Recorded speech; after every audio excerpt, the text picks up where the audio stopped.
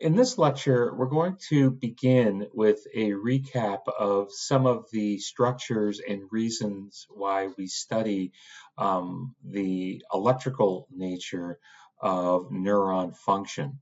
And once again, here we begin up in the spinal cord with the mechanism of how motor neurons are activated.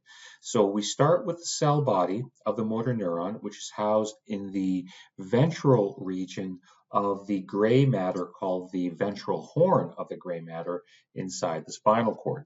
And this is referred to as the final common pathway, where many neurons converge to control human movement. An important element to human function is the sensory portion of the nervous system, and the cell bodies of sensory neurons are housed in what we call the dorsal root ganglion, located outside, immediately outside the spinal cord. But we see the axon continues to the interior of the spinal cord. And we use the green symbol or the green color for go, and that means activation.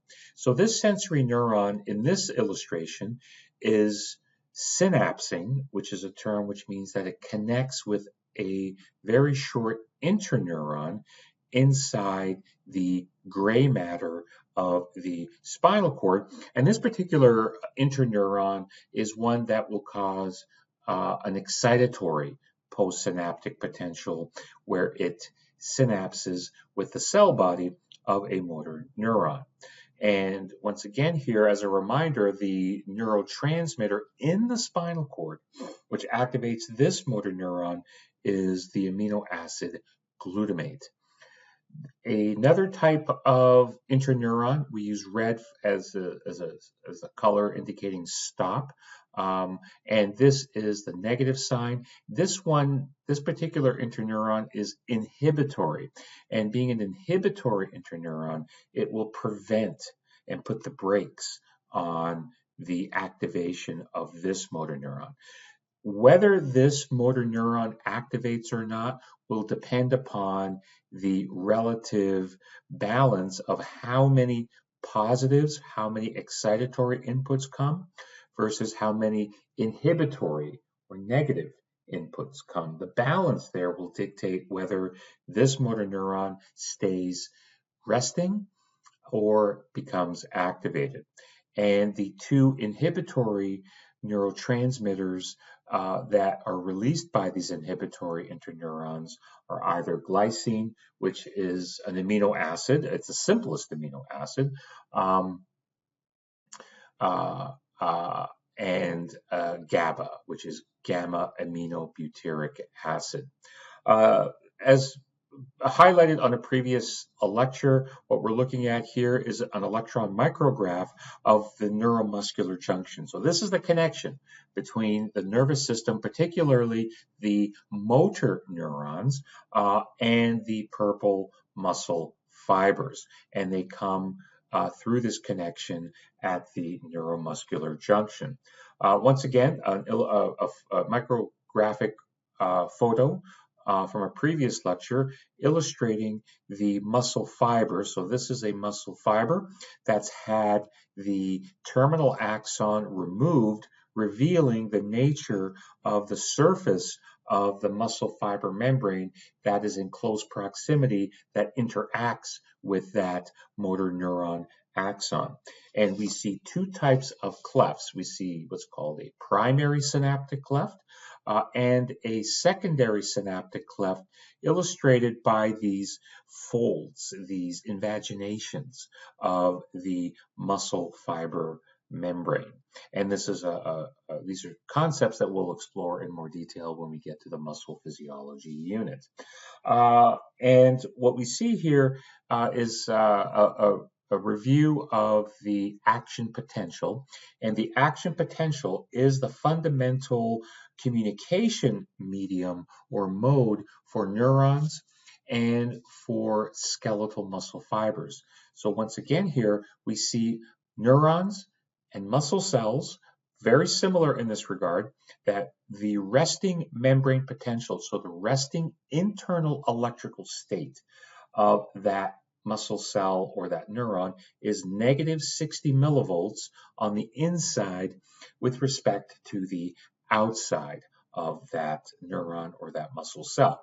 And given a stimulus, the interior of that neuron or that muscle cell will start to depolarize, move away from its polar state at negative 60. And it will start to become more positive, but it will start to it will decrease back to the resting level. But provided a sufficient amount of stimuli, if it reaches that critical threshold, the neuron or the muscle fiber will depolarize. The depolarization, where the internal state moves from negative 60 very, very quickly to a positive 30, occurs because of the very large influx, movement of positively charged sodium ions from outside to the interior. So when you add positive charges to negative, the negative will start to look more like, will start to take on a positive environment. And that's illustrated in the purple solid line, which is an indication of sodium conductance, the movement of sodium from outside to inside. The interior of the cell will then move back and repolarize, will move back into the polarized state of negative 60, but will overshoot, or rather undershoot, that polarized state and become even more polarized, hyperpolarized. And that repolarization and hyperpolarization occurs because sodium stops moving into the cell, because the sodium channels close at the peak, and potassium channels open, allowing potassium to move out of the cell, and that will restore the membrane back to the polarized state. But we have a problem here because now we have a lot of sodium ions inside the cell, and we have a lot of potassium ions outside the cell. Those ions have to be restored back to the original resting state, where there's more sodium outside, more potassium inside. These channels will not do that. These are one-way channels. So when a sodium channel opens up, sodium only can go from outside to in. When a potassium channel opens up, potassium can only go from inside to outside. But there's got to be some other way to get those ions and restore them back to those original states. And that's going to be the balance of this particular unit. So this ends our introductory lecture to part 4.